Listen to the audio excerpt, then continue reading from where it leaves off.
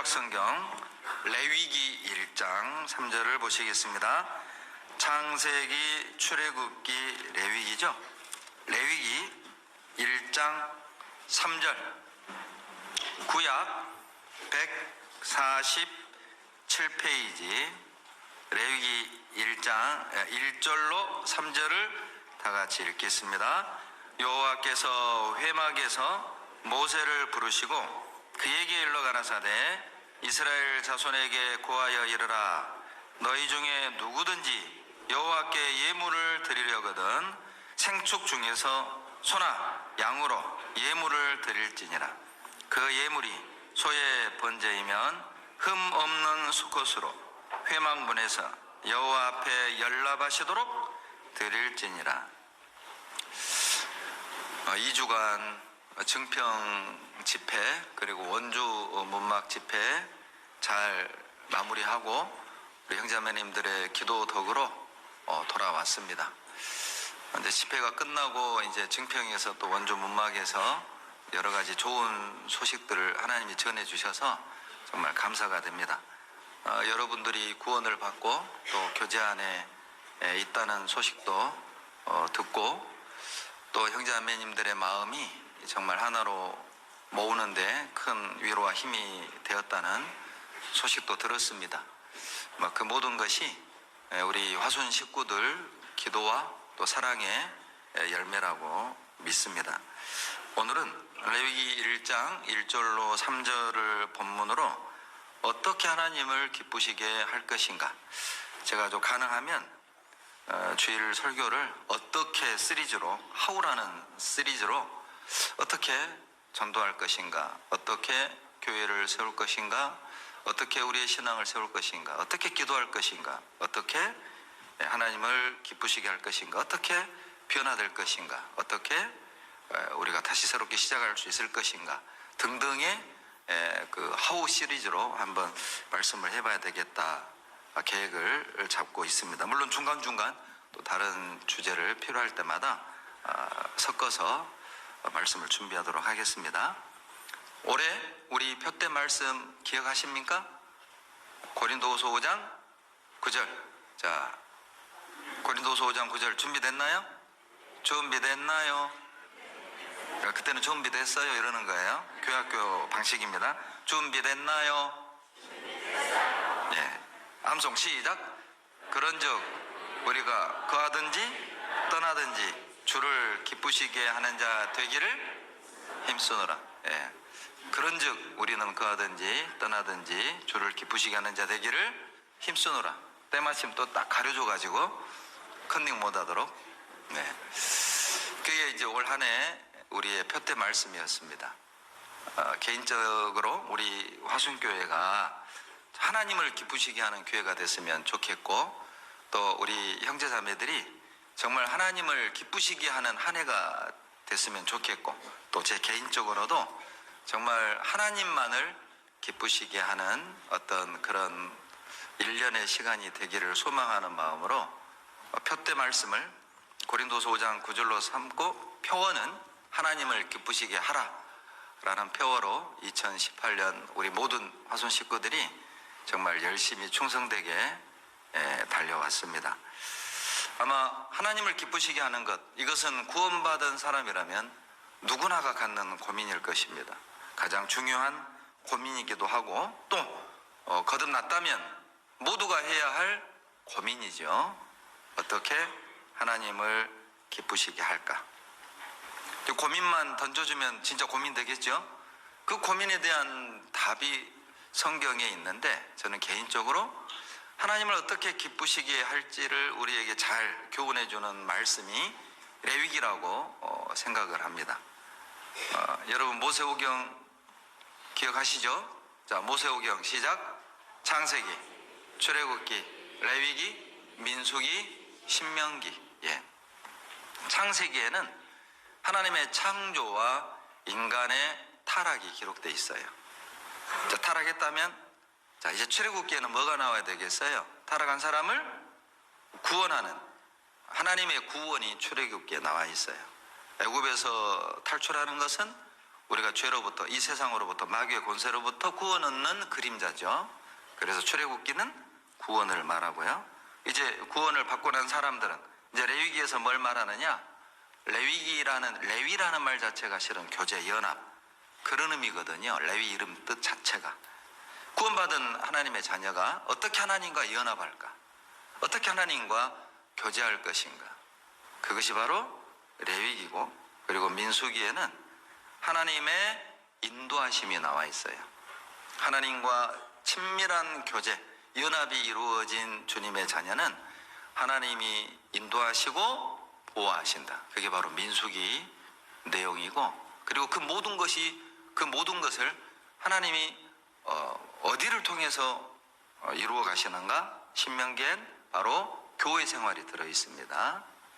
이게 실은 이제 세상에 있다가 구원을 받고 앞으로 천국에 가는 순간까지의 우리들의 어떤 구원받은 그리스도인들의 삶의 모습을 창세기, 출애굽기, 레위기, 민수기, 신명기를 통해서 투영하고 있고 말하고 있어요. 그 가운데 레위기는 하나님과, 구원받은 사람이 하나님과 어떻게 교제할 것인가, 어떻게 연합할 것인가, 어떻게 하나가 될 것인가, 이것을 달리 표현한다면 구원받은 주님의 자녀들이 어떻게 하나님을 기쁘시게 할 것인가, 그것을 다루고 있다고 말할 수 있어요. 그래서 레위기는 시작이 제사로 시작을 합니다. 번제로 시작을 하죠. 그 제사가 바로 하나님께 더 친밀하게, 하나님께 더 가까이 나아가는 유일한 길이기 때문에 그래요. 또 그 제사는 우리에겐 신앙생활의 그림자라고 보시면 됩니다. 자, 그 제사는 하나님이 기쁘시게 받으시도록 드려야 하는 거거든요. 레위기 1장 3절에 보시면 그 예물이 소의 번제이면 흠 없는 수컷으로 회막문에서 여호와 앞에 같이 읽습니다. 연랍하시도록 드릴지니라. 이 연랍이라는 말이 기쁠 열 받을 랍이잖아요. 제사를 드릴 거면 어떻게 드려라? 하나님이 기쁘게 받으시도록 제사를 드려야 한다. 이걸 우리에게 적용을 시킨다면, 우리가 이왕 신앙생활을 할 거면, 이왕 우리가 구원을 받고 이 땅에서 세상을 살아갈 거면 하나님을 기쁘시게 하는 삶을 살아야 한다. 그렇다면 어떻게 하나님을 기쁘시게 하는 삶을 살 것이냐를 다루고 있다는 것이죠. 오늘은 이 레위기 1장을 통해서 어떻게 우리가 하나님을 기쁘시게 하는 삶을, 신앙생활을 할 수 있는지에 대한 방법을 함께 교훈을 받고, 정말 우리 형제자매님들이 오늘 말씀을 듣고, 야, 그래? 이렇게 하면 하나님이 기쁘게 받으신다고? 그러면 한번 해봐야 되겠다, 이렇게 마음을 다잡는 어떤 허리띠를 훅 이렇게 딱 동여매는 그런 시간이 되길 소망합니다. 여러분, 하나님이 기쁘시게 우리의 삶을 받으시기를 원한다면, 하나님을 기쁘시게 하기를 원한다면 가장 먼저 중요한 게 있는데, 그게 바로 제사를 드리는 목적을 분명히 해야 한다는 거예요. 구약은 제사지만 그 제사가 우리에게는 신앙생활이라고 보시면 됩니다. 신앙생활하는 목적을 분명히 하라는 것이죠. 그것이 하나님을 기쁘시게 하는 첫 단추와 같다. 그렇다면 레위기에 나와 있는 이 제사들의 궁극적 목적이 뭐냐? 하나님께 드리기 위함입니다. 자, 1장 2절 보시죠. 이스라엘 자손에게 고하여 이르라. 너희 중에 누구든지 여호와께 예물을 뭐예요? 드리려거든 밑줄고 보세요. 생축 중에서 소나 양으로 예물을 드릴지니라. 밑줄고 보세요. 드릴지니라. 이게 뭐예요? 모든 제사의 목적은 하나님께 드리는 거거든요. 드리기 위해 제사를 드리는 거예요. 뭘 드리느냐? 소나 양이나 염소, 비둘기를 드리는 게 아니라 하나님께 영광을 돌려드리기 위함입니다. 모든 제사의 목적은 하나님께 영광을 돌려드리기 위함이라는 거예요. 우리 신앙의 목적도 그와 같습니다. 우리가 왜 구원을 받고 교회 안에 말씀을 배우고 또 교제하며 봉사하고 전도를 하며 우리가 신앙생활을 합니까? 궁극적인 제1의 목적, 하나님께 영광을 돌려드리기 위함이에요. 그래서 고린도전서 10장 31절에 그런즉 우리가 먹든지 마시든지 무엇을 하든지 하나님의 영광을 위해 해야 합니다. 생각해 보세요. 먹는 것도 내가 건강하게 오래 살려고 먹는 게 아니라 내가 먹고 싶은 거 맛있어 하는 것들을 먹으러 다니는 게 아니라 먹는 목적 자체, 마시는 그 목적 자체도 하나님의 영광을 위하여 먹고 마셔야 한다는 거예요. 여러분 솔직히 대답해 봐요. 여러분 먹으면서 난 하나님 영광을 위해 먹어 이렇게 생각해 보셨나요? 마시면서 난 하나님의 영광을 위해 마셔 그렇게 생각해 보신 적 있나요? 정말 우리 마음에 내가 건강하게 주님을 섬기고 또 건강해야 복음도 전하고 건강해야 교제도 하고 봉사도 하고 내가 그래서 먹는다. 내가 그래서 마신다. 하나님의 영광을 위해서. 자, 먹고 마시는 것의 목적이 하나님의 영광을 위한 것이라면 그 외에 모든 건 말할 이유도 없지요. 먹는 것이 하나님의 영광을 위하고 마시는 것이 하나님의 영광을 위하여야 한다면 결혼하는 건 더욱더 하나님의 영광을 위하여, 직장을 옮기는 것 더욱더 하나님의 영광을 위하여, 이사를 가는 것 더욱더 하나님의 영광을 위하여, 봉사하는 것 더욱더 하나님의 영광을 위하여 해야 한다는 거예요. 그렇다면 먹는 것이 하나님의 영광을 위한 것이어야 한다면 우리가 말하는 것도 하나님의 영광을 위하여 해야 하고 하물며 생각을 품는 것도 우리는 하나님의 영광을 위하여 해야 한다는 것입니다. 행동하는 것 그것마저도 우리는 하나님의 영광을 위하여 해야 합니다. 구원을 받고 이제 술과 담배를 끊어야 합니다 라고 교제를 해주면 10명 중 7명이 돌아오는 대답이 성경에 담배 피우지 마란 말이 있어요? 성경에 술 마시지 마란 말이 있어요? 놀랍게도 마시지 마라는 직접적인 표현은 없어요. 쳐다보지 말란 말은 있죠. 자만에 쳐다보지 말란 말이 있다고 그랬더니 어떤 형제님이 눈 감고 마시면 되지 않냐고. 이거 할 말이 세상에 그걸 또 그렇게도 해석을 하는구나. 이 쳐다보지 말란 말을 우리는 처음 들었을 때 당연히 먹지 말란 뜻이야 이렇게 받아들였거든요. 근데 그분은 눈 감고 이렇게 마시라는 이걸로 해석을 한다는 것도 참 대단한 해석이다. 따르려면 쳐다봐야 되잖아요. 예? 따르려면 쳐다봐야 돼. 안주 먹으려면 또 쳐다봐야 돼. 마시지 말란 말이거든요. 그렇다면 직접적으로 마시지 말라고 담배 피우지 말라는 말은 없지만 고린도전서 10장 31절은 모든 삶에 적용시킬 수 있는 거예요. 여러분 도박하는 게 하나님께 영광이 된다면 도박하셔도 됩니다. 예? 막 쓰리고 하면서 막 하나님께 영광 이러면 하셔도 됩니다. 담배를 태우면서 주님께 영광 이게 된다면 태우셔도 됩니다. 근데 신기한 건 놀라운 건 성령이 딱 들어오잖아요. 담배 피우지 마라, 술 마시지 마라 그런 성경 구절을 눈으로 확인하지 않아도 신기하게 그리스도인으로서 맞지 않는 행동을 하면 이게 어색해요. 어색해. 그 신기해. 적어도 저는 그랬어요. 구원을 받고 그렇게 즐기던 내가 뭘 즐겼는지는 말 안 하랍니다. 왜냐하면 이렇게 신비감이 떨어져 버리니까. 구원받기 전에 남자들이 그렇게 즐기던 잡기들 그런 것들 그게 그냥 저는 단번에 정리가 됐어요. 왜냐하면 안 맞잖아요. 그리스도인하고 담배? 이 그림이 아니야. 그리스도인하고 술? 이게 그림이 아니잖아요. 하나님을 기쁘시게 하려면 신앙생활의 목적이 하나님께 영광을 돌리는 것임을 기억하십시오. 내가 사는 목적이 하나님께 영광을 돌리기 위함인 것을 기억하셔야 돼요. 주님이 나를 창조하시고 주님이 나를 대신하여 십자가 피 흘려 죽으신 목적이 뭐냐? 하나님께 영광을 돌려라. 그것이 제1의 목적입니다.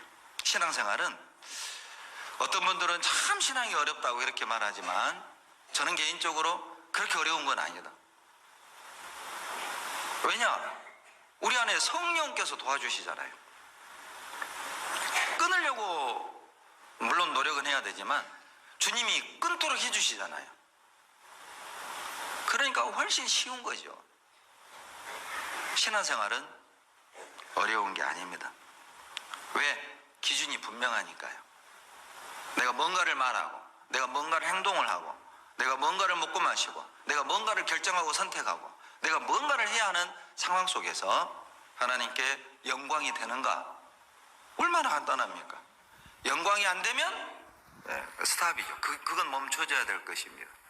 하나님께 영광이 된다면 그건 해도 괜찮습니다. 보는 것, 듣는 것, 말하는 것마저도 우리는 하나님께 영광이 되는지를 기준으로 살 때 하나님을 기쁘시게 할 수 있어요. 그렇다면 우리는 매일 우리 자신을 말씀 앞에 점검하고 돌아봐야 합니다. 오늘 내가 말하고 행동하고 내가 먹고 마시고 내가 행동을 하고 내가 생각했던 이 모든 것들이 하나님을 기쁘시게 했는가? 그 시간을 반드시 가지셔야 돼요. 우리 구원받은 주님의 자녀들은 주무시기 전 모두가 다 무릎을 꿇죠? 무릎을 꿇고 두 손을 모으고 눈을 감고 기도를 하잖아요. 그때 이제 이 기도는 꼭 넣으셔요. 하나님, 내가 오늘 하나님께 영광을 돌렸습니까? 이 기도를 꼭 넣으셔요. 내가 영광을 돌리는 말과 행동을 했습니까? 내가 하나님께 영광을 돌리는 생각을 품고 하루를 살았습니까? 여러분, 이 기도 제목은 꼭 넣으시기 바랍니다. 그게 주기도문이잖아요.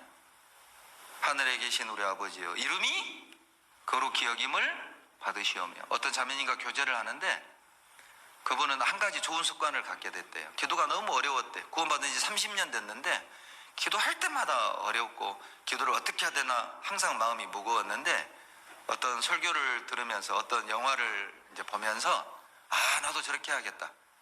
그리고 이제 기도하려고 눈을 딱 감잖아요. 그러면 주기도문을 먼저 외운대요. 하늘에 계신 우리 아버지 이름이 거룩히 여김을 받으시오며 하나님의 뜻이 하늘에서 이룬 같이 이 땅에서 이루어지기를 원하나이다.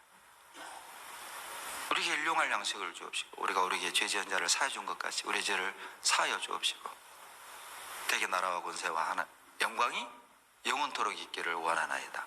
아멘. 저도 장로교 다니면서 매일 외웠거든요. 주일마다 외우죠. 주기도문은. 그런데 놀라운 건 그 주기도문을 다 외우니까 그 말씀의 의미를 알겠더래요. 그리고 이렇게 기도하는 거구나. 방법을 알겠더래요. 그리고 나서 이제 전처럼 기도를 한다는 거죠. 여러분에게 기도 방법을 추천해 드립니다. 기도하기 전에 마태복음 7장에 있는 주기도문을 한번 쭉 먼저 못 외우면 읽어보세요. 마태복음에 있는. 그리고 보통 평소에 기도하던 대로 기도하시되 방금 제가 또 하나 추천해드린 하나님, 내가 오늘 보고 듣고 말하고 생각하는 것들이 하나님께 영광이 되었습니까? 꼭 그 기도를 하셔야 됩니다. 왜 그게 중요하냐면 매일 자기를 점검하지 않고 매일 자기를 돌아보지 않으면 어떤 위험에 빠지냐면 나는 잘하고 있어. 그런 위험에 빠져요. 누가 봐도 문제가 있는데 자기 문제를 모르고 자기를 위한 신앙생활에 빠져들어가게 돼 있어요. 하나님을 위한 신앙이 아니라 자기를 위한 신앙, 자기 편할 대로 하는 신앙, 하고 싶으면 하고 말고 싶으면 말고 할 말 다 쏟아내고 그리고 남의 말은 딱 듣지 않고 정죄하고 판단하고 그리고 늘 나만 옳다는 그런 착각 속에 신앙생활을 할 위험이 많습니다. 그것이 모든 갈등과 싸움의 원인이 될 수 있어요. 여러분 매일 무릎을 꿇고 정말 내가 하나님께 영광을 돌렸는지 반드시 점검하셔야 돼요. 여러분 마태복음 25장 44절로 45절에 보면 임금이 와가지고 이제 주님이 오셔서 오른쪽에는 양, 왼쪽에는 염소 갈라버린다고 그랬잖아요. 양은 의인을 말하고 염소는 악인을 말하는데, 주님이 오른편에 있는 의인들에게 너희는 내가 줄였을 때 먹을 걸 주었고, 병들었을 때 돌아보았고, 그리고 헐벗었을 때 입을 걸 주었고, 배고플 때 먹을 걸 주고, 목마를 때 마실 걸 주고, 옥에 갇혔을 때 찾아보았다. 그러니까 이 의인들이 뭐라고 대답하냐면 마태복음 25장 44절로 45절에 언제 내가 주님이 줄였을 때 먹을 걸 드렸고, 목마를 때 마실 걸 드리고, 병들을 때 돌아봤습니까? 의인들은 자기들이 해놓고도 한 걸 몰라요. 그때 주님의 대답이죠. 너희 중에 지극히 작은 자 하나에게 한 것이 곧 내게 한 것이다. 여러분, 신앙생활의 중요한 원리입니다. 우리 주변에 지극히 작은 자 그 자를 여러분 죽게 대하듯 하셔야 돼요. 지극히 작은 자가 누굴까요? 내가 무시하는 사람, 내가 판단하는 사람, 내가 비판하는 사람, 내가 미워하는 사람, 내가 정죄하는 사람, 그 사람을 대하는 그 자세가 죽게 대하듯 해야 한다는 거야. 너희 중에 지극히 작은 자 하나에게 한 것. 지극히 작은 자는 우리가 막 대할 수 있는 사람이잖아요. 함부로 대할 수 있는 사람이잖아요. 무시할 수 있는 사람이죠. 우리가 뒤로 제쳐놓을 수 있는 그런 사람이야. 지극히 작은 자. 그런데 그들에게 한 것이 곧 내게 한 것이다. 놀랍지 않습니까? 실제 그럴 겁니다. 우리 중에 지극히 작은 자를 대한 것이 곧 주님을 대한 것이에요. 형제를 대한 것이 곧 주님께 어떻게 대했는지가 결정난다는 것이죠. 그런데 놀라운 건 악인들의 대답입니다. 왼편에 있는 자들에게 너희는 내가 줄였을 때 먹을 걸 주지도 않았고, 목마를 때 마실 걸 주지도 않았고, 꼴벌었을 때 입을 걸 주지도 않았고, 병들었을 때 돌아보지도 않았고, 옥에 갇혔을 때 찾아오지도 않았다. 악인들의 대답은 놀랍습니다. 언제 우리가 주를 공양치 아니하였나이까?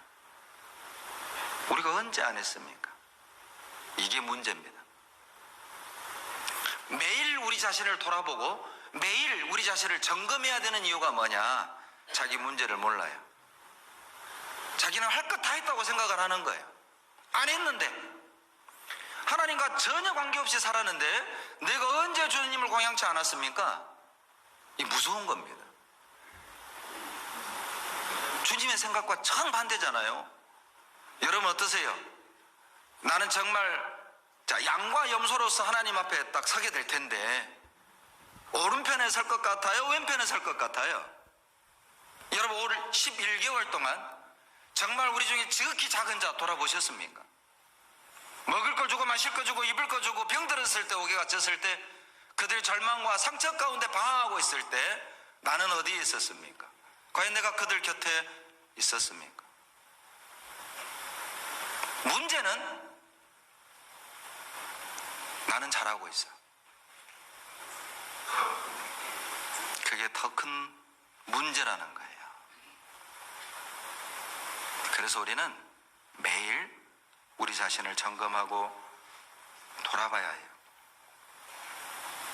하나님이 기쁘시게 받으시는 제사는 여러분 타인을 돌아보는 것입니다. 지극히 작은 자를 여러분 섬기는 거예요. 마음으로만 하는 게 아니라 실제 마실 걸 주셔야 됩니다. 먹을 걸 주셔야 됩니다. 병들었을 때 돌아보셔야 됩니다. 헐벗었을 때 입을 걸 주셔야 한다니까요. 자, 오늘 이 시간에 만약 주님이 우리 앞에 서신다면, 그리고 하나님이 양과 염소를 갈려낸다면, 여러분 양쪽에 설 것 같아요? 염소 쪽에 설 것 같아요? 나는 어디 쪽에 설 것 같아요? 설마 한 다리는 양, 한 다리는 염소 이렇게 생각하지 말고. 네.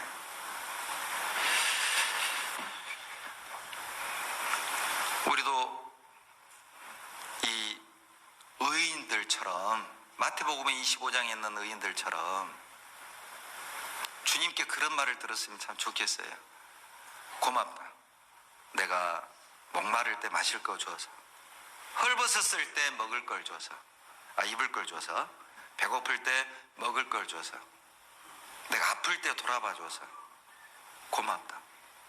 그러니까 실제적인 신앙이어야 한다는 것이죠. 그냥 주일만 왔다 갔다 하는 것 말고, 그냥 수요일만 왔다 갔다 하는 것 말고, 그건 신앙 아닙니다. 그건 종교생활이죠. 실제적으로 형제자매들과 관계를 맺고 살아야 한다는 거예요. 더 놀라운 말씀은 나하고 코드가 맞는 사람끼리 밥 먹으러 다니고 커피 먹으러 다니고 밤늦게까지 교제하고 그런 거 말고, 그런 거 말고 줄인 자, 목마른 자, 헐벗은 자, 그들 곁에 있어야 한다는 거예요. 그게 진짜 신앙이다.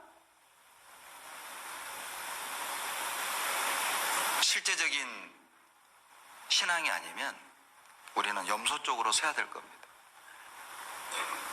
실제 성도 간에 그런 관계가 없다면 우리는 종교생활을 하는 것이죠. 무엇을 드릴까요? 도대체 우리는 무엇을 하나님께 드려야 할까요?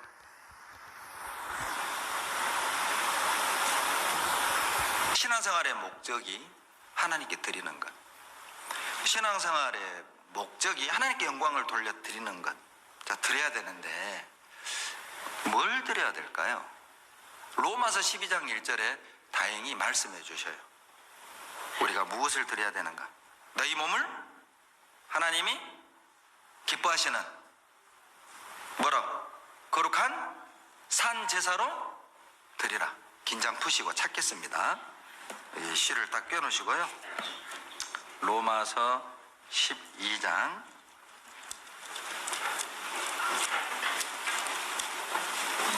1절.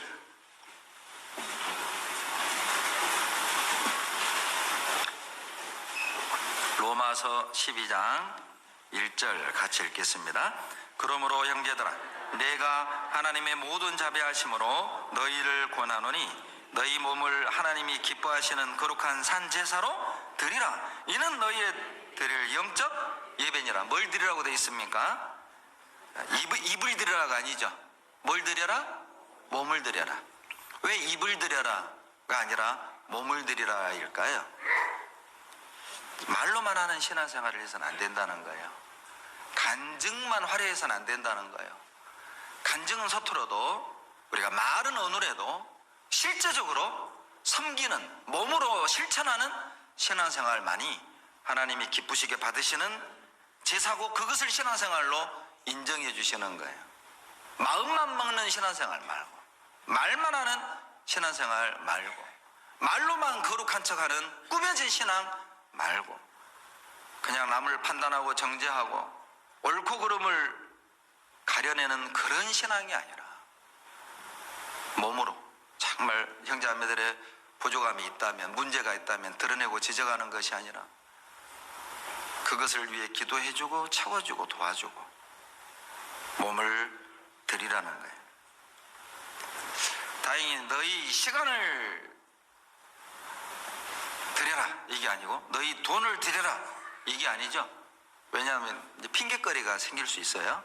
너희 시간을 하나님이 기뻐하시는 거룩한 산 제사로 드려라 이러면, 목사님 하나님 저 시간 없는데요, 뭐 이렇게 핑계 댈 수 있고, 너희 물질을 하나님이 기뻐하시는 거룩한 산 제사로 드려라 그러면 하나님 나 물질 없는데요, 그렇게 핑계 댈 수는 있죠.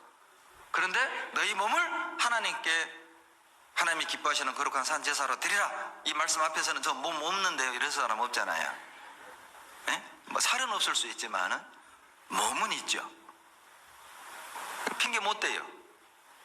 없어서 못 드린다는 말 할 수 없죠. 그렇다면 몸을 드리라는 게 뭘까?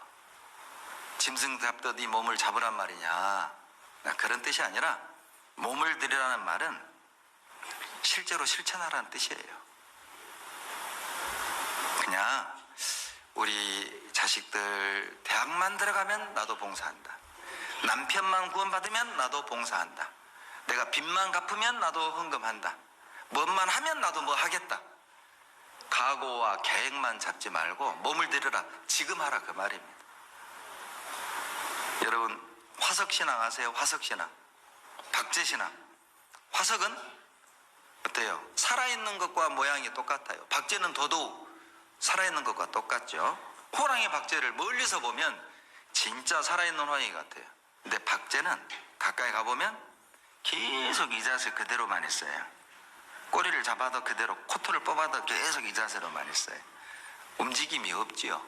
그러니까 박제신앙이 뭐예요? 우리 애들 대학만 들어가봐. 나도 봉사해보라. 남편만 구원받아 봐봐. 나도 저렇게 해. 빚만 갚아봐. 나도 헌금하고 뭐만 대봐. 나도. 그때는 그게 박제신앙이죠. 맘만 먹어. 항상 계획만 세워. 그러나 안 해요. 1년이 지나도 안 하고 2년이 지나도 안 하고 비슷하게 생겼는데 실은 죽은 것이죠. 그렇게 신앙생활 하지 말라는 거예요. 몸을 들여라. 실제로 하라는 거죠. 지금 하라는 거잖아요. 몸을 들이라는 또 하나의 의미는 여러분 몸을 들인다는 것 자체가 실은 시간과 마음과 물질을 들이라는 의미를 포함하고 있습니다. 몸을 들여라는 말은 시간을 들여라. 그런 의미가 들어있어요. 마음을 들여라. 그런 의미가 들어있어요. 에베소서 5장 16절을 찾겠습니다. 에베소서 5장 16절.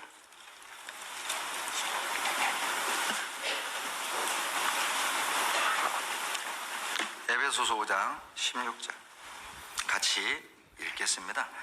세월을 아끼라 때가 악하니라. 세월을 아끼라, 이게 다른 번역에 보면 시간과 기회를 최대한 이용하라 이런 의미도 있고요. 또 어디 번역에는 시간을 헛되이 보내지 마라, 낭비하지 마라 이런 번역도 된 곳이 있습니다. 결론은 세월을 아끼라는 말은 이 때가 악하다는 말은 마지막 때가 됐고 세상 사람들이 악해져가는 이 시대에 우리가 시간을 어떻게 사용해야 될 것인가, 이 하루 24시간을 어떻게 사용해야 될 것인가 고민하라는 것이죠. 낭비하지 말라는 겁니다. 헛된 데 쓰지 말라는 거예요. 자, 여러분 어제 토요일 24시간만 한번 계산해 봅시다. 자, 어제 우리 24시간 토요일 하루를 어떻게 사용했습니까? 낭비한 건 없었습니까? 헛되게 보낸 건 없었습니까? 한번 계산해 보세요. 나의 하루는 어떠했는가?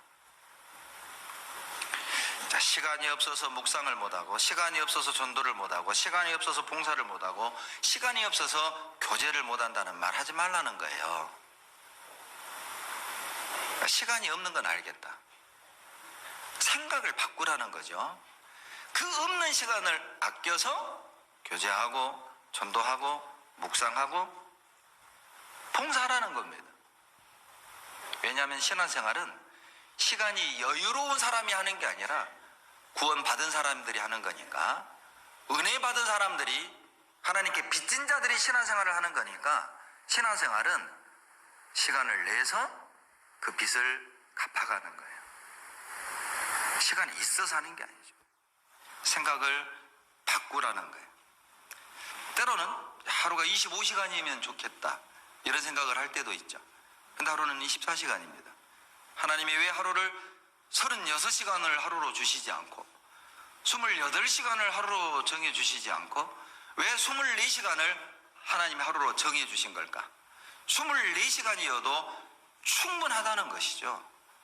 우리가 묵상을 하고 전도하고 직장생활하고 가정생활하고 교회생활하고 하나님께 영광 돌리는데 하루 24시간 충분해요. 그래서 하나님이 24시간을 주신 거예요. 즉 시간이 없어서 주님을 못 섬기는 건 불가능하다. 불가능합니다. 다 할 수 있어요.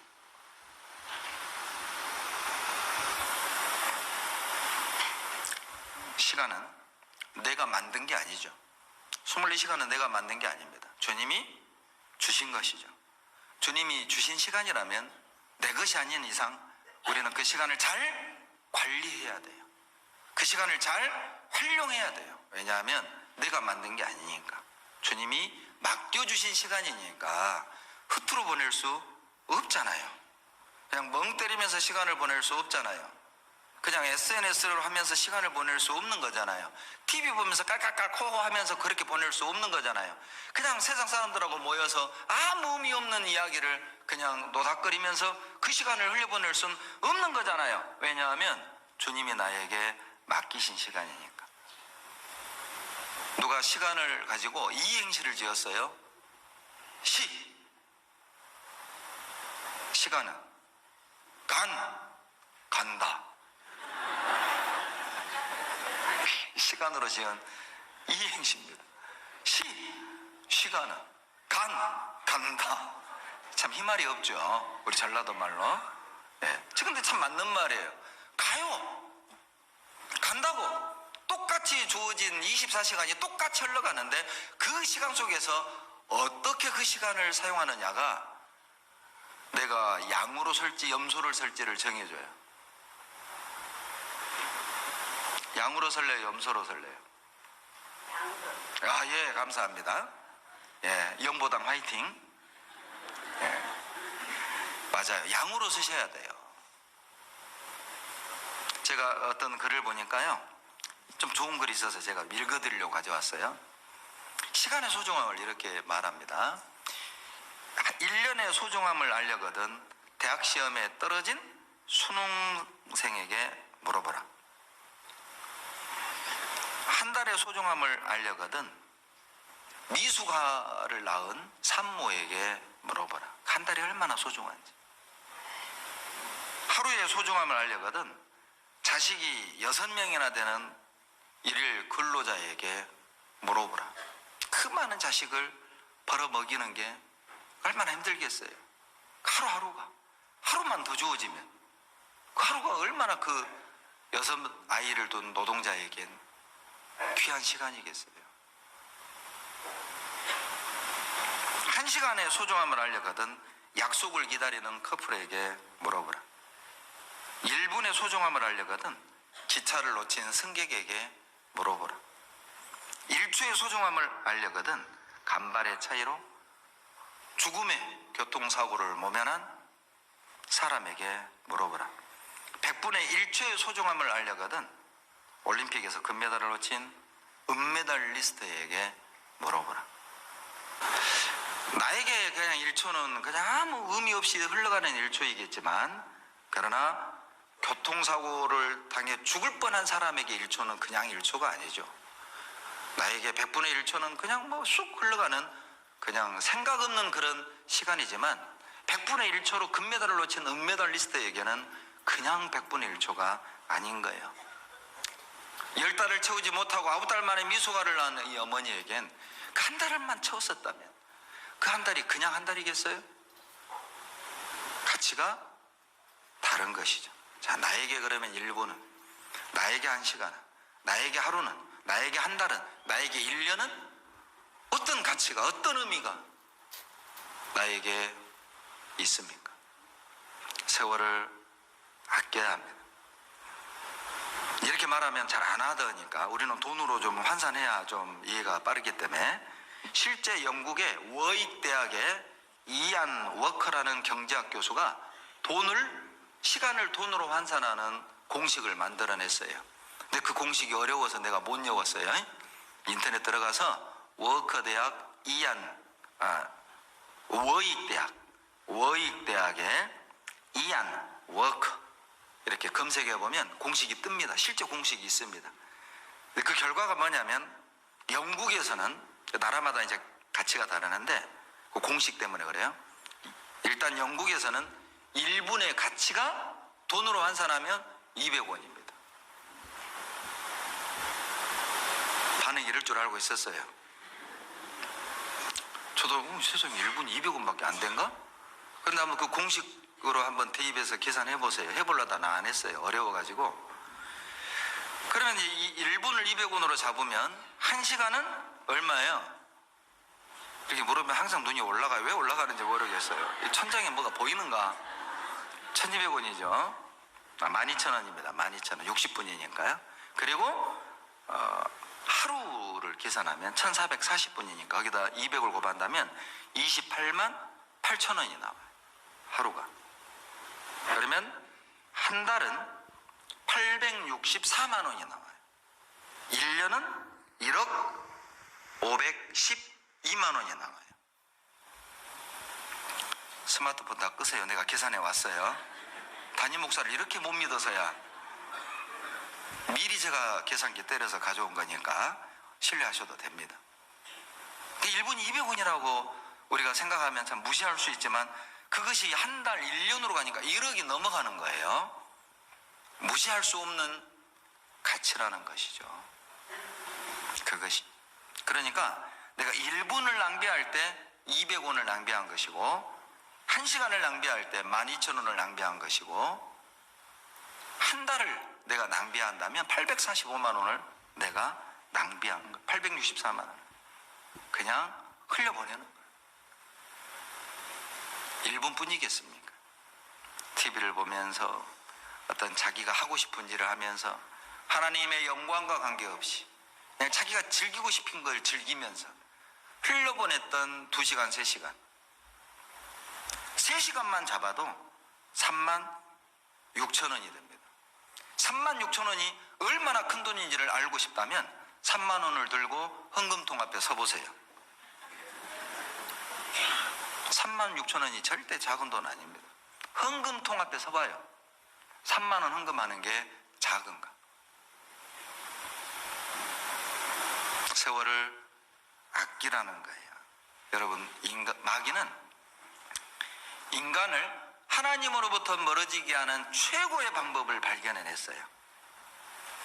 그게 뭐냐? 인간을 쓸모없는 존재로 전락시키는 최고의 방법을 발견했는데 시간을 낭비하라. 아무 쓸모없는 인간이잖아요.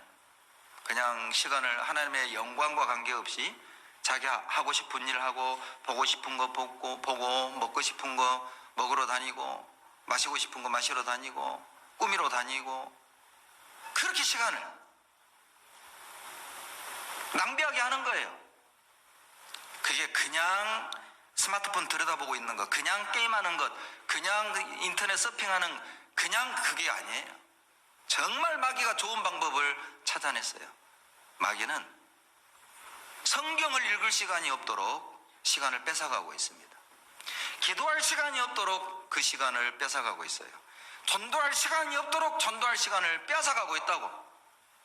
나는 어떤 방법으로 시간을 뺏겼는가 봐봐요. 그 시간을 다 뺏겨서 기도할 시간 없고 전도할 시간 없고 묵상할 시간 없고 신방 갈 시간 없고 봉사할 시간 없고 구역에 맡겨진 구역 청소할 시간이 없고 마귀가 나의 시간을 어떻게 빼앗아갔는지 여러분 매일 점검해야 된다니까요. 나는 하나님께 영광을 돌렸는가? 더 무서운 것은 그렇게 시간을 낭비하면서 문제라고 생각하지 않아요. 문제라고 생각하지 않아요. 그게 더 큰 문제죠. 몸을 들이라는 또 하나의 의미가 있다면 자기 것을 포기하라는 뜻입니다. 구원받기 전 우리도 이 세상에 꿈이 있었죠. 저는 부자 되는 게 꿈이었습니다. 돈 버는 게 꿈이었습니다. 나름의 여러분 배우고 싶은 거 갖고 싶은 거 인생의 청사진이라는 게 우리는 다 있었어요. 근데 구원을 받고 그것들이 하나씩 버려져요. 내가 아무리 꿈꾸던 그 삶이 이제 구원을 받고 성령이 내 안에 들어오니까 이게 그리스도인답지 않은 거예요. 그러니까 우리 중에도 어때요? 어떤 특정한 기술을 배웠어요. 근데 이 기술직으로 취직을 하게 되면은 신앙생활을 못하니까 자기가 그렇게 꿈꾸고 배웠던 그 기술을 포기하고 전혀 다른 차원의 일을 하는 분도 있잖아요. 그게 자기 몸을 드리는 겁니다. 내가 아무리 이것을 하고 싶어도 이게 정말 옛날부터 내 꿈이 하고 싶은 일, 근데 이게 하나님께 영광이 안 된다면 포기하는 거예요. 그게 몸을 드리는 겁니다. 자기 자존심도 버리고 과거엔 자존심도 셌고 고집도 셌고 성격도 있었지만 하나님의 영광을 위해서 성격도 고집도 자존심도 내려놓는 것이죠. 그게 몸을 드리는 거예요. 여러분 기억하세요? 하나님께 짐승을 가지고 제사를 지낼 땐 짐승을 산채로 드린 적은 한 번도 없습니다. 모든 짐승은 다 죽여서 드렸어요. 여러분 죽지 않으면 하나님이 받으실 수 없습니다. 그래서 바울이 고린도전서 15장 31절에 나는 날마다 죽노라. 왜? 내가 제물이잖아요. 내 몸이 제물이요. 그러니까 고집도 죽이고 성격도 죽이고 자존심도 죽이고 형제자매들의 일하는 스타일이 내 마음에 안 맞아도 막 뒤에서 부정적인 얘기를 하는 게 아니라 그래 뭐 내가 모르는 뭔가 있으니까 일을 저 방향으로 끌어가겠지. 탁 죽이고 밀어주고 하나들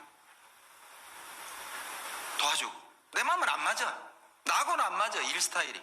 그래도 이게 결정된 상황이고 교회가 그 방향으로 가면은 도와주는 거예요. 주일날 아침마다 구역 이번 모임을 하기로 했다. 결정이 되면 솔직히 나는 무슨 구역 모임을 주일마다 해. 할 얘기도 없고 막 해도 이미 결정됐으면 가서 같이 모여서 기도해주고 교제해주고 그게 자기 몸을 드리는 거예요.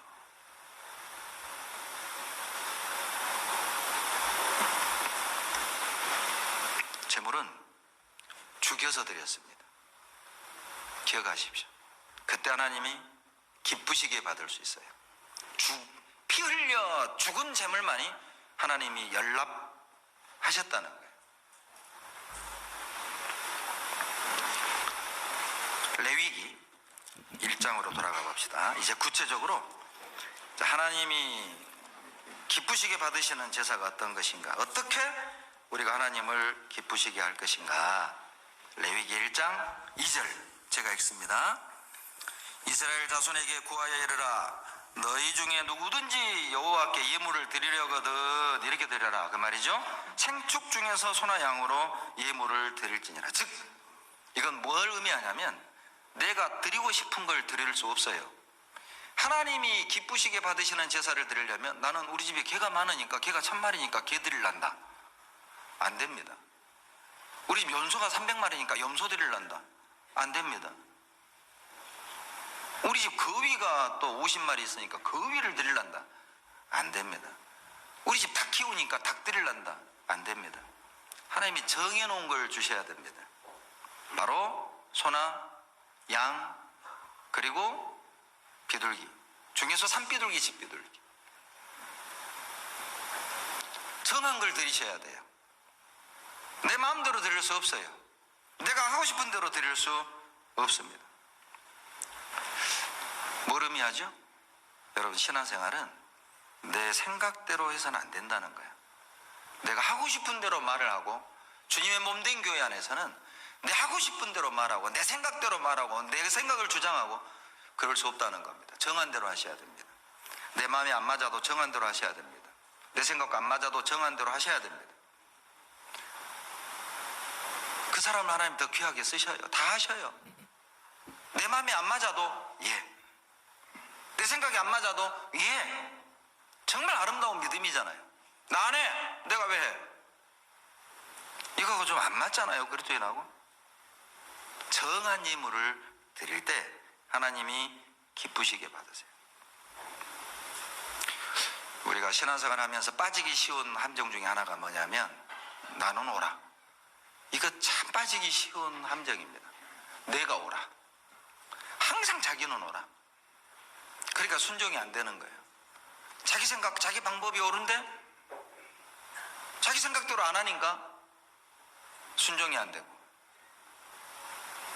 마음에 불평이 올라오고 하나가 안 되고 모든 게 문제로 보이고 빠지기 쉬운 함정입니다. 이사야 55장 7절에 그래서 악인은 그 길을 불의한 자는 그 생각을 버리고 여호와께로 돌아오라. 그리하면 그가 그 모든 죄를 사하시리라. 왜 생각을 버리라고 하셨을까요? 그 이유가 8절에 나오죠. 내 생각은 너희 생각과 다르며 내 길은 너희 길과 달라서 하늘의 땅보다 높은 같이 내 생각은 너희 생각보다 높으니라. 두말할 이유가 없지요. 서로 의견을 주고받을 수는 있어요. 자기 생각을 주고받을 수는 있죠. 같이 교제도 하고 토론도 하고. 그러나 결정되어지면 자기 생각은 접는 겁니다. 그리고 함께 가는 거예요. 그것이 하나님이 기쁘시게 받으시는 제사다. 아무 것이나 제물로 드릴 수 없었습니다. 하나님이 정한 걸 드려라. 10절 같이 읽습니다. 만일 그 예물이 때의 양이나 염소의 번제이면 흠없는 수컷으로 드릴지니. 자, 드리려면, 예물을 드리려면 이런 거 드려라. 양이나 염소 중에 흠없는 수컷으로 드려라. 양이어도 암컷은 안 된다는 뜻입니다. 염소여도 암컷은 안 된다는 겁니다. 뭐예요? 하나님이 기쁘시게 받을 만한 제물을 정해놨어요. 하나님이 정한 대로 드려라, 그 뜻이죠. 이건 또 우리에게 적용을 시킨다면 내 기분이나 내 감정이나 내 형편에 따라 섬기지 말라는 거예요. 내 기분은 아니어도, 내 상태는 아니어도 하나님이 정한 대로 여러분 제사를 드리셔야 돼요. 하나님이 정한 대로 교제를 해야 되고, 하나님이 정한 대로 봉사를 해야 되고, 하나님이 정한 대로 우리 위치를 지켜야 되고, 하나님이 정한 대로 우리의 책임과 역할을 우리는 다 해야 합니다. 내 감정과 내 기분은 아니지만 그래도 우리는 해야 해요. 왜냐하면 하나님이 그렇게 정하셨으니까. 그때 하나님이 기쁘시게 받으시는 거예요. 하고 싶으면 하고 말고 싶으면 마는 게 아니라 주님이 정한 대로 우리는 하는 것이죠. 환경과 형편을 극복하고 섬길 때 하나님이 기쁘시게 받으시는 거예요. 여러분, 제물을 정해놨어요. 보세요. 3절 보세요. 예물이 소이면, 근데 나는 소를 드릴 능력이 없어요. 그래서 10절에 예물이 양이나 염소면, 근데 나는 또 양도 염소의 능력도 안 돼요. 그러면 14절, 만일 여호와께 드리는 예물이 새의 번제이면 산비둘기나 집비둘기 새끼로 예물을 삼아라. 참 감사하지요. 우리는 소 드릴 분도 있고, 능력이 안 돼서 양염소 드릴 분도 있고, 그나마 안 돼 우리는 집비둘기. 그나마 집비둘기도 없어 보니까 그럼 산에 가서 비둘기 한 마리 잡으시면 돼요. 산비둘기 괜찮아요. 에이, 저 형제는 손디, 나는 어떻게 비둘기 줘? 괜찮아요. 소냐, 양이냐, 비둘기냐를 보시는 게 아니에요. 주님이 정한 대로 하느냐를 보는 거라고. 지금 주님이 정한 대로 제사를 드리느냐를 보는 거예요. 주님이 정한 대로 순종하느냐를 보는 거라고. 우리의 관심은 소냐, 양이냐, 염소지요. 그건 나의 관심이고, 하나님의 관심은 정한 대로 신앙생활 하냐, 말씀대로 하냐, 질서대로 하냐, 그걸 보시는 거거든요. 그러니까 이 말은 환경 탓하지 말라는 거야. 나는 없어서 못해. 비둘기, 산비둘기 산에는 있잖아. 없어서 못해, 이런 말 하지 말라는 거예요. 시간 없어서 못해, 물질이 없어서 못해, 남편이 구원 안 받아서 못해, 그런 말 하지 말라는 겁니다. 산비둘기 있잖냐. 어떻게든 하려고 하면 할 수 있다는 것이죠. 형편에 순응하지 마라. 환경의 지배를 받지 마라. 믿음은 그 모든 것을 극복하고 뛰어넘는 것이다. 그것을 말씀하시는 거예요. 의인은 형편대로 섬기는 게 아니라 믿음으로 섬기는 사람들이에요.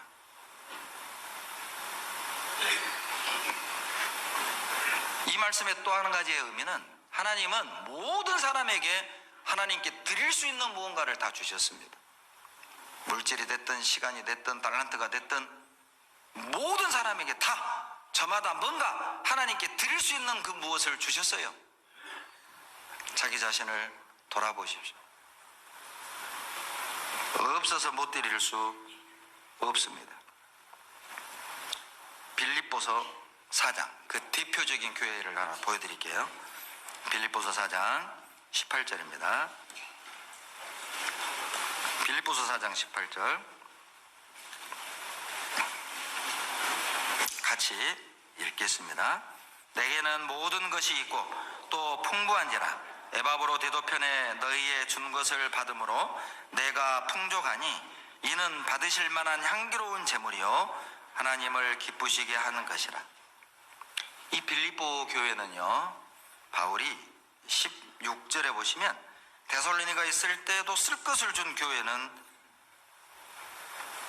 빌립보 교회밖에 없었어요.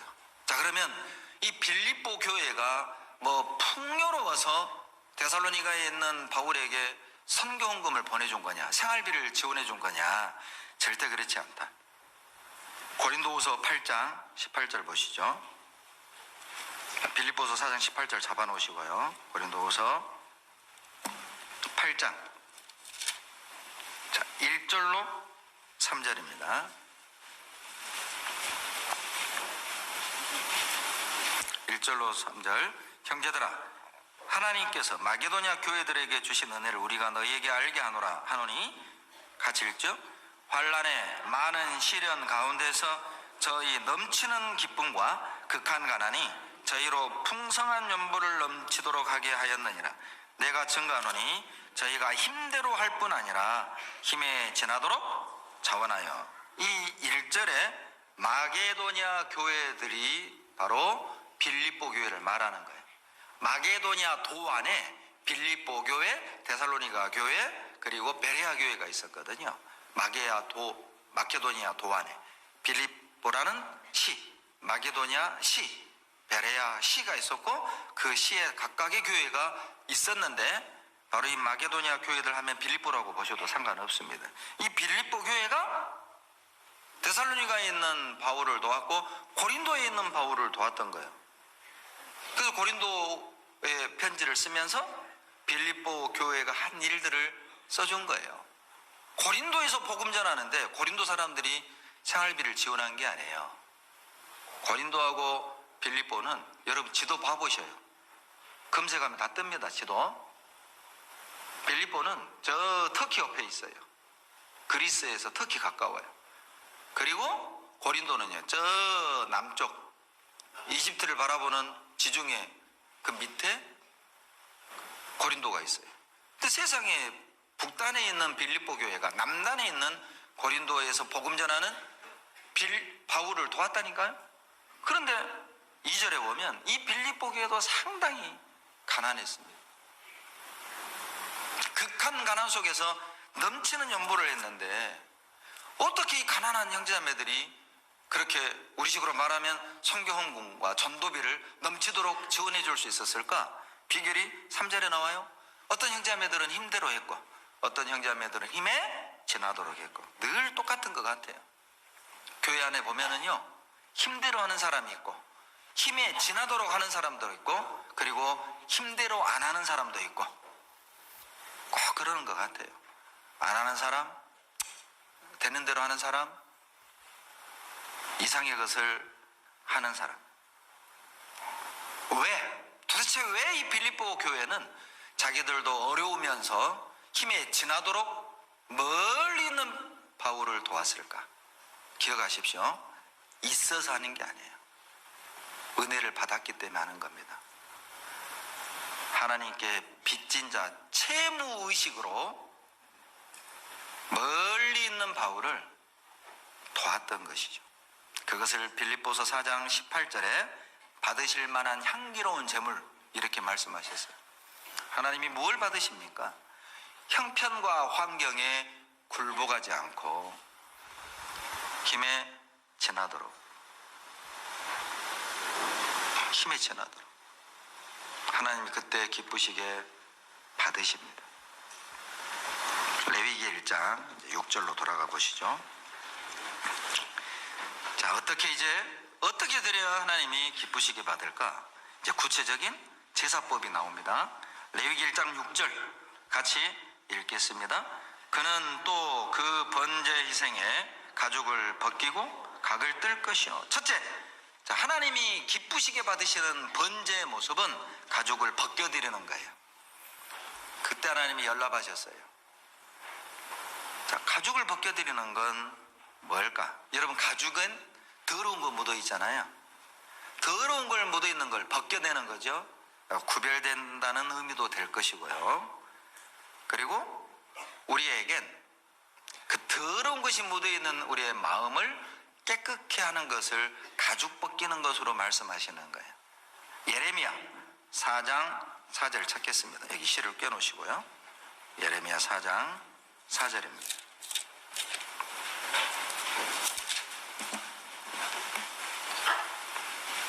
예레미야 4장 4절 같이 읽겠습니다.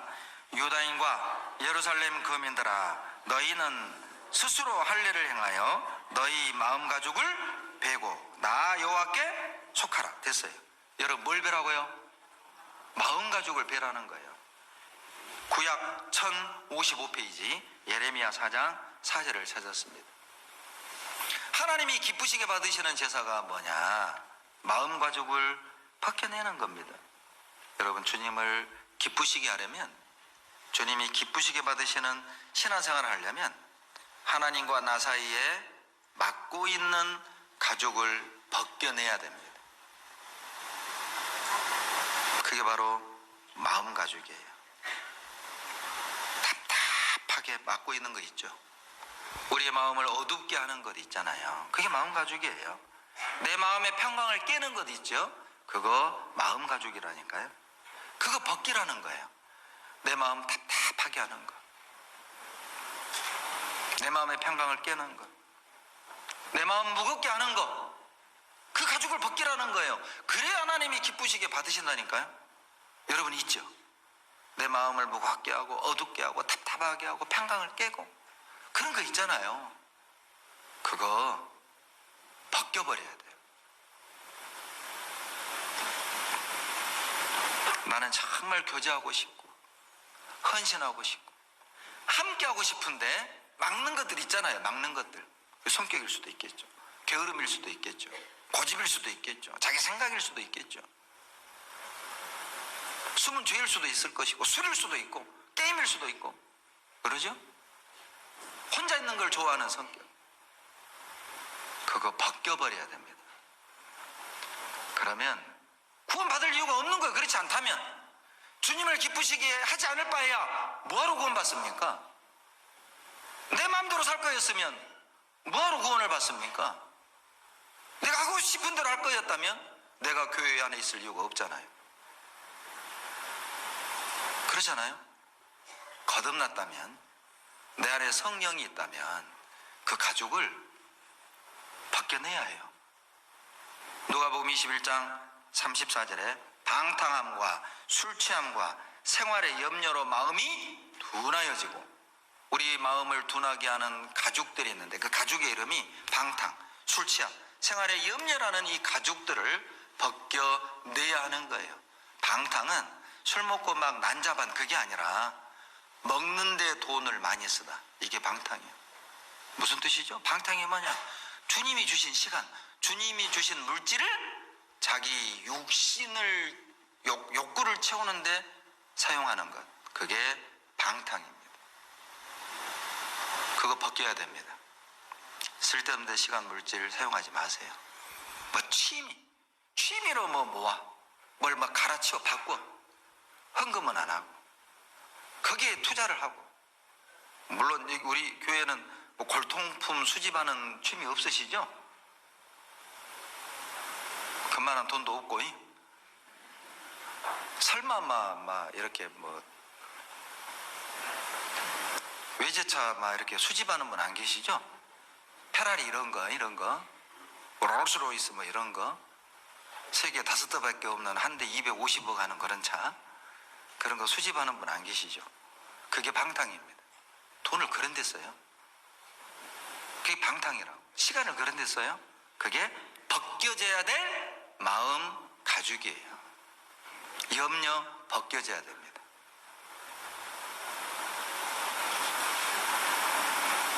술 취함, 여러분 정말 아직도 술 마시는 분 있으면 그거 벗겨져야 돼요. 여기서 말하는 술 취함은 알코올만을 말하는 게 아니죠. 드라마에 취함, 도박에 취함, 게임에 취함, 그리고 여행에 취함, 사서 모으는데 수집하는데 취함. 정신을 뺏긴 게 취하는 거예요. 그것 벗겨져야 됩니다.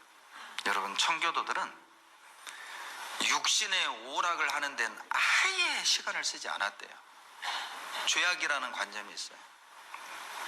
육신의 오락을 즐기는 것. 청교도들은 죄악시 있다는 거예요. 조금의 시간도 허투루 사용할 수 없다. 성경을 연구하고 묵상하고 복음을 외치는 데 이외에는 주어진 시간을 낭비하지 않았다는 거예요.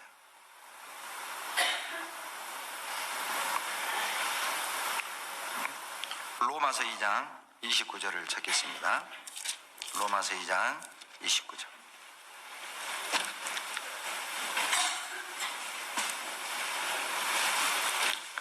신약 241페이지입니다.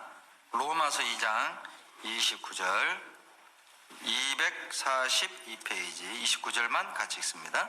오직 이면적 유대인이 유대인이며 할례는 마음에 알지니 신령에 있고 의문에 있지 아니하는 것이라. 그 칭찬이 사람에게서가 아니요 다만 하나님에게서니라.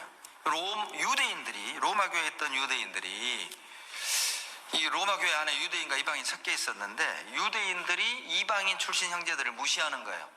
할례도 없는 것들이, 율법도 없는 것들이, 이런 식으로 무시하는 거예요. 설마 우리 교회에서는 그런 분 안 계시죠? 돈도 없는 것들이, 저런 것들이, 이런 것들이, 이런 분 우리는 안 계시잖아요. 근데 로마 교회는 있었어요. 할례도 안 받은 것들이, 저런 것들이, 뭔 형제라고, 일한다고, 이런 문제가 있었던 겁니다. 그때 바울을 통해서 하나님 말씀하시기를, 야, 할례 받았다고 유대인이냐? 너희들이 할례 받아서 구원받았냐? 선택받아서 구원받았냐? 마음의 할례를 받아야 진정한 하나님의 자녀라는 거예요. 여러분, 할례는 가죽을 벗겨내는 거잖아요. 마음의 할례를 받으라는 말은 마음의 가죽을 벗기라는 거예요. 이 말의 참 의미는 우리는 할례 받았어. 저것들은 할례도 없는 것들이요. 그 생각 버려라. 겉으로는 봉사하고 교제하면서, 겉으로는 신령한 척하면서 마음의 할례는 안 받았어요. 무슨 뜻이죠? 마음은 안 바뀌어. 그럴 수 있잖아요. 형제님 안녕하세요. 웃으면서 악수는 하지만 마음의 미움은 그대로 있어. 이게 마음의 할례를 안 받은 거거든요. 일꾼에게 고생 많으십니다 말은 하지만은 속으로는 일을 이런 식으로 하냐? 마음의 할례를 안 받은 거잖아요. 그게 위선이죠. 유대인들은 위선적인 신앙을 했던 거예요. 우리는 유대인이요, 우리는 할례 받았어, 우리는 율법 있어. 그러나 마음은 바뀌지 않았어요. 우리도 그럴 수 있잖아요. 보여주는 건 신령하고 믿음이 있어 보이지만 마음은 안 바뀌어. 항상 그대로 마음의 할례를 받아야 합니다. 내 마음을 덮고 있는 것이 무엇인지를 우리 스스로가 알죠. 그걸 벗겨내야만 하나님이 기쁘시게 받을 수 있어요. 마음 가죽도 벗겨야 하지만 여러분, 또 한 가지 벗길 게 있어요. 옛날 습성 벗겨야 됩니다. 골로새서 3장 8절로 10절입니다. 골로새서 3장 8절로 10절.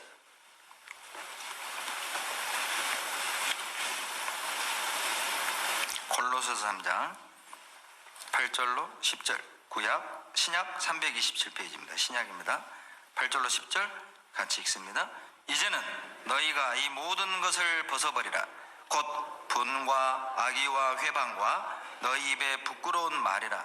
너희가 서로 거짓말을 말라. 옛사람과 그 행위를 벗어버리고 새 사람을 입었으니 이는 자기를 창조하신 자의 형상을 좇아 지식에까지 새롭게 하심을 받는 자니라. 뭘 벗어야 되느냐? 8절에 이 모든 것을 벗어버리라. 분, 악의, 회방, 부끄러운 말. 그리고 9절에서는 그 모든 걸 옛사람과 그 행위라고 돼 있어요. 이게 무슨 말이냐면 구원받은 사람하고 분내고 악한 계획을 꾸미고 회방하고 발목 붙잡고 비난하고 그리고 부끄러운 말을 하고 안 어울린다 이 말이에요. 이 말이 옛 것이에요. 우리는 새 사람이고 안 어울리니까 벗어버려라. 여러분 아무리 옛날에 잘 입었던 옷, 옛날에 내가 그렇게 어디 외출할 때마다 항상 입는 그런 옷들이 하나씩 있잖아요. 곱게 집에 관리하다가.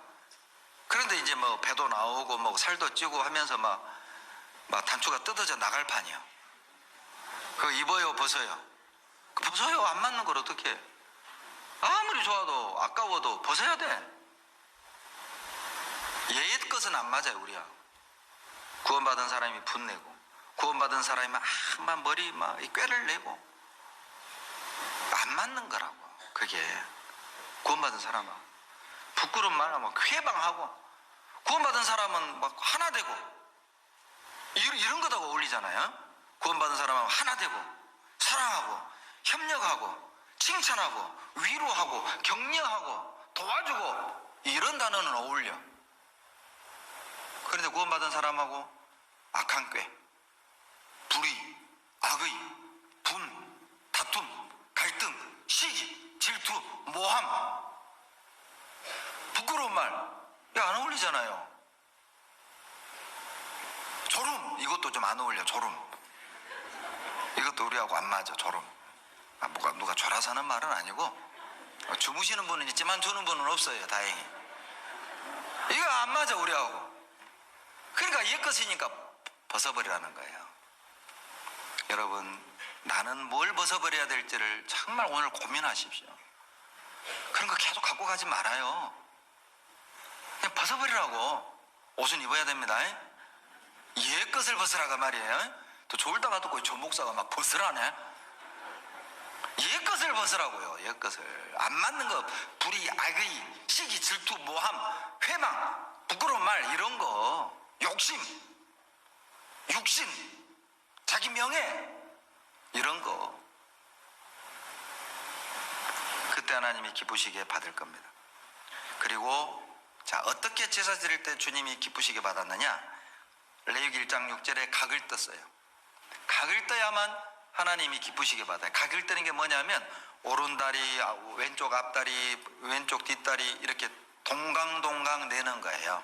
그게 각을 뜨는 거죠. 동강동강 각을 뜨는 게 뭐냐면 내 안에 있는 걸 다 드러내는 겁니다. 그때 하나님이 기쁘시게 받습니다. 자, 우리는 이렇게 각을 뜹시다. 히브리서. 자, 이제 가죽 벗기는 건 배웠고 이제 각 뜨는 거 배웁시다. 우리가 제사장이잖아요.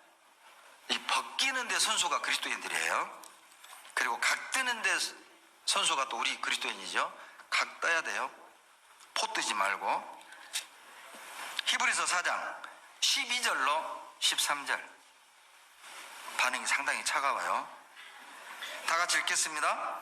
하나님의 말씀은 살았고 운동력이 있어 좌우의 날선 어떤 검보다도 예리하여 혼과 영과 및 관절과 골수를 찔러 쪼개기까지 하며 또 마음의 생각과 뜻을 감찰하나니 지으신 것이 하나라도 그 앞에 나타나지 않음이 없고 오직 만물이 우리를 상관하시는 자의 눈앞에 벌거벗은 것 같이 드러나리라. 여러분, 말씀이요 가장 예리한 칼이요. 세상에서 가장 예리한 칼이 뭐냐? 말씀. 왜? 영혼, 관절, 우리의 마음, 생각까지도 찔러 쪼개내죠. 그러니까 우리는 말씀을 들을 때요 부끄러운 거예요. 찔려. 나는 아직 벗기지 못한 게 많구나. 나는 아직 죽이지 못한 게 많구나. 나는 아직 하나님께 영광 돌리는 삶을 살지 않았구나. 이 말씀을 듣고 찔려야 하나님이 기쁘시게 받습니다. 이 말씀을 들으면서 아이고, 배 목사님 오래간만에 왔고 또 소리 지르네. 소리 좀 소리만 질렀으면 좋겠어. 저 양반은 얼굴은 잘생겼는데 맨 소리만 질러가지고. 네. 각 뜨는 게 아니에요. 그거는 의도를 지금 간파 못하는 거잖아요. 그 양반은 음의 고음, 낮고 높음만 관심 있지 그 속에 들어있는 메시지에는 관심이 없는 거라고요. 각을 뜨십시오. 말씀을 듣고 우리는 찔려야 됩니다. 정말 하나님께 미안해야 돼요. 하나님께 죄송해야 돼. 하나님, 내가 이렇게 못 살았습니다. 하나님, 내가 이렇게 해야 되는데 나는 아직도 벗겨야 될 게 너무 많아요. 하나님 도와주세요. 포기 않겠습니다. 다시 시작하겠습니다. 그게 각 뜨는 겁니다. 여러분, 말씀을 들으면서 울어본 적이 언제인가요? 우리 말씀을 들으면서 정말 마음이 아파본 적 언제인가요? 우리 말씀을 들으면서 나 이렇게 살면 안 되는데 이렇게 마음에 송사되어 본 적 언제인가요? 우리 말씀 들으면서 나 구원 받은 거 맞아? 이렇게 의심해 본 적 언제인가요? 우리 말씀 들으면서 나 양이요 염소요? 고민해 본 적 언제인가요? 언제인가요?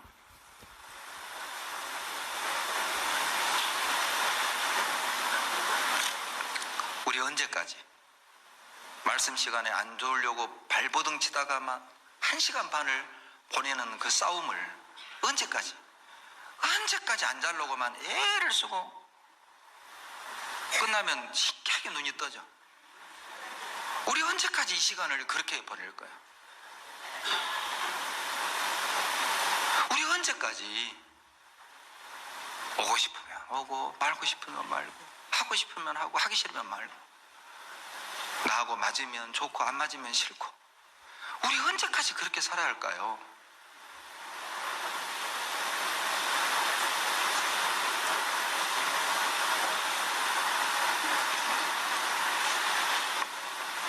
삶이 변하지 않는다면, 순종이 되지 않는다면, 누군가를 비난하고 판단하고 있다면 이유는 한 가지입니다. 말씀이 없는 것입니다. 가을거지가 끝난 겨울 원바닥에 물을 가득 채워놓으면 거기엔 하늘이 비쳐요. 물을 가득 채워놓은 논에는 하늘이 보여요. 물이 없는 논은요, 아무것도 없는 황량한 바닥만 드러날 뿐입니다. 내 안에 말씀이 채워져 있다면 비록 교회가 문제가 있는 것처럼 비춰지고 구역장이 무능한 것처럼 보여지고 조장이 무능한 것처럼 보여지고 회장단들이 게으른 것처럼 보여져도 내 안에 말씀이 채워져 있으면 그들을 위해 기도해 주게 돼 있어요. 나라도 도와줘야지, 힘을 보태줘야지, 그 마음이 올라오게 돼 있어요. 우리 화순교회가 말씀 공부가 참 많죠. 우리는 참 학교가 많아요. 제일중, 화순중 그런 거 말고 기도원 학교, 행복학교, 갈릴리 교실, 여러 가지 기타 등등 성경 아카데미, 사무엘 학교, 많죠. 왜? 그 말씀으로 우리를 비춰가는 것입니다. 말씀만이 우리를 변화시킬 수 있어요. 다른 것도 없습니다. 어떤 것도 없어요. 그래서 우리가 말씀을 공부할 뿐입니다. 다른 의도는 없습니다. 말씀의 지배를 받도록, 말씀으로 우리 자신을 비춰보도록, 말씀에 굴복하도록, 말씀에 복종하도록, 그 말씀이 우리 삶을 주장하도록, 그 외에는 다른 의도가 없어요. 성경을 공부하는 그 말씀으로 우리의 각을 매일매일 떠가 봅시다. 여러분, 말씀 앞에 자기를 돌아보는 반성의 시간이 없다면 그건 아주 위험한 거예요. 학개서 1장 봐봅시다. 학개서 학계 1장입니다.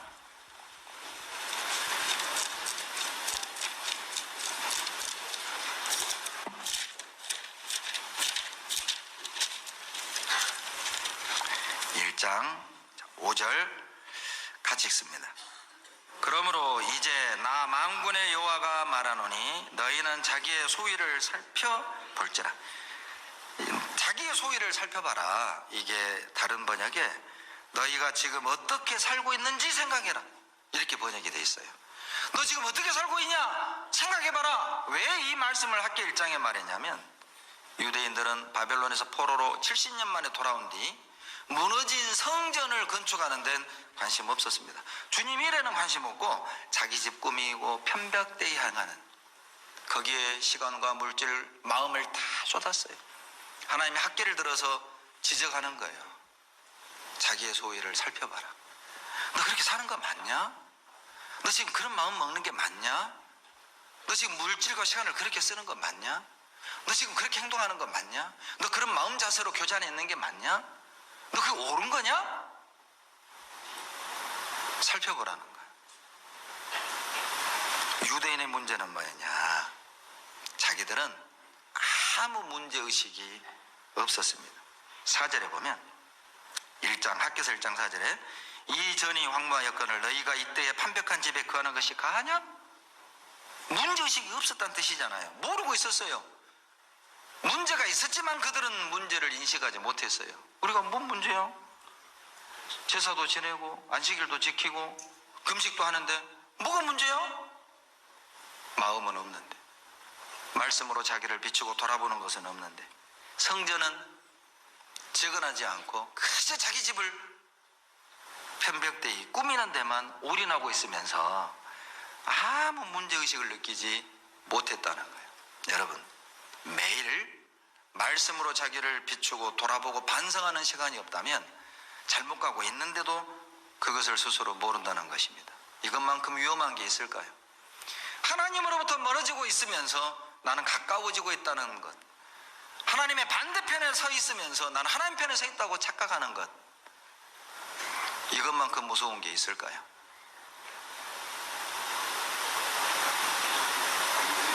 이것이 우리가 정말 말씀을 배우는 시간이 있을 때마다 함께 말씀을 배우고 매일 묵상하고 우리가 야고보서를 그렇게 암송하는 이유예요.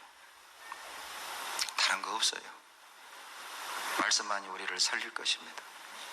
학개서 1장 5절에 자기 소위를 살피라는 또 다른 번역은 너희가 어떻게 지내왔는지 돌아보라. 또 다른 번역은 너희가 한 일을 생각해 보아라. 또 다른 번역은 너희가 걸어온 길을 잘 생각해라. 어떤 길을 걸어왔는지, 지금 어떤 일을 하고 있는지, 어떻게 갈 것인지 생각해 봐라. 오늘 이 시간이 그 고민을 하는 시간이 됐으면 좋겠어요. 어떻게 하나님을 기쁘시게 할 것인가? 나는 이때까지 어떻게 살아왔는가? 어떻게 살 것인가? 내 삶의 목적이 하나님께 영광을 돌려드리는 것인가? 내가 드렸던 이제까지의 모든 제사가 하나님을 기쁘시게 해드리는 제사였던가? 가죽을 벗기고 각을 뜨고 그리고 내장과 정갱이는 물로 씻었습니다. 레위기 1장 9절 찾겠습니다. 레위기 1장 9절.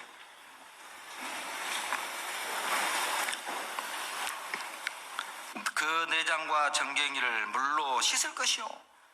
에베소서 5장 26절에 물로 씻는 것처럼 말씀으로 깨끗하게 하사. 여러분, 오늘 우리가 물로 씻는 거잖아요. 자, 오늘 말씀을 들으면서 마음의 각도 떠냈고 찔림도 받았고, 그리고 어때요? 물과 같은 말씀으로 시선도 받고, 아, 내가 이러면 안 되겠다.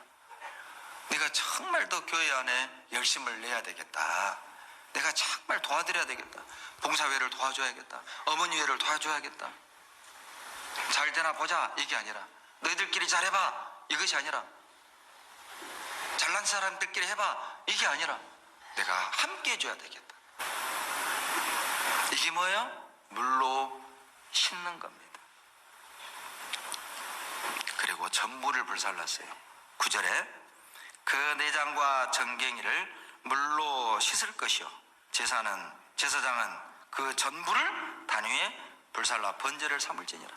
자, 어떤 건 불사르고 어떤 건 그냥 빼가지고 구워 먹고 이게 아니라 전부를 불살랐어요. 이게 뭐예요? 부분적인 순종은 순종이 아니다. 내가 순종하고 싶은 건 순종하고 내가 순종하기 싫은 건 안 하고, 이건 순종이 아니에요. 이건 하나님이 받으시지 않습니다. 내 마음에 맞든 안 맞든, 내 생각에 맞든 안 맞든 여러분 순종하십시다. 도와주십시오. 우리 함께 갑시다. 하나님이 그것을 기뻐하셔요.